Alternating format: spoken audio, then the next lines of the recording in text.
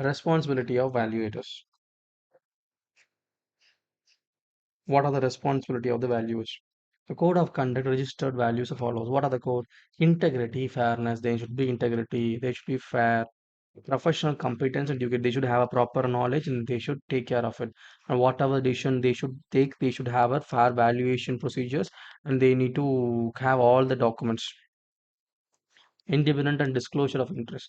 Whatever the interest they have over the company, they should disclose. What is the shareholding they have?